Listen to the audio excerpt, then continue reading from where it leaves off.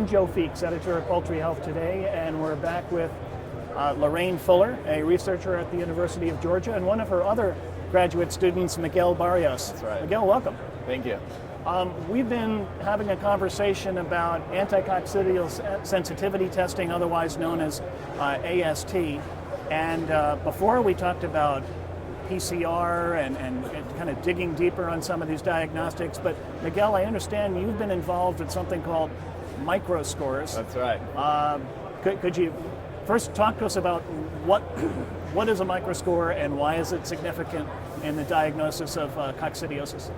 Microscores are used as another tool when performing ASTs to evaluate the efficacy of different anticoccidials.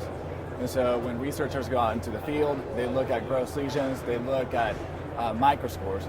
But microscores are further work. You have to scrape the gut, you have to look at all the life stages under the microscope, and so it takes a lot of time and money. So the question was raised, can we just evaluate gross lesion scores and just predict microscores based on that? And so what did you find? So we actually tested 3 different isolates with the help of Lorraine, and we found that some isolates actually correlated better between gross lesion scores and microscores. So is there a way of, when you take a look at these results, can you somehow predict what sort of impact a certain lesion or microscore might have on feed conversion or some other performance variable? Right, so there's definitely potential to do that, especially since we have the statistical model now, we've developed it, and we have the treatments. They're part of the model, fortunately.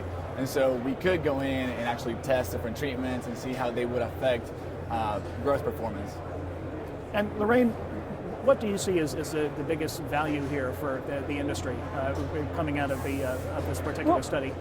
In the past, Joyce Johnson developed the Johnson and Reed lesion score, and that is a really good tool, but it was developed primarily to look at single species in a very, very defined sort of way.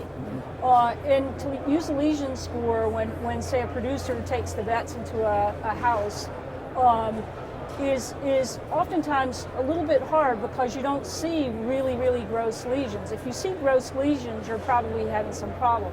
So a microscore, they turn to a microscore so they can see what the impact of the maxima within that house is. And that's kind of the reason that people use a microscore, is that they pretty much use it only for maxima.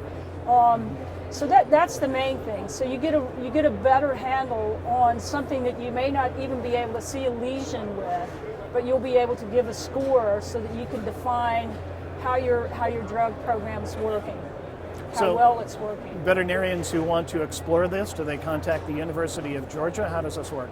Some do, but in general, they've learned it either at like poultry disease research centers or someplace like that. Yep. And it's something that they've been doing for a long time. So it's already something that's in place, very similar to lesion scoring when they go in and they do a house evaluation, when they do a post. Most vets do that are in the industry, not only in the poultry industry, but in the pharmaceutical industry. When they go in a house, that's the first thing they do, is they do a post and they do a microscore and a lesion score.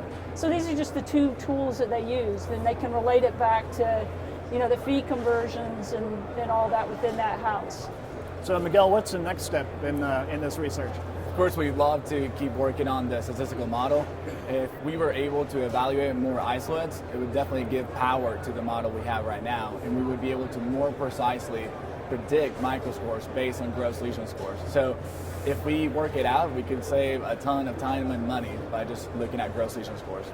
Sounds exciting, and we'll have to follow up and get the additional information from that research. So thanks so much for joining us today. We've been talking to Lorraine Fuller at the University of Georgia and graduate student Miguel Barrios. Thanks again. Thank you. Thank you.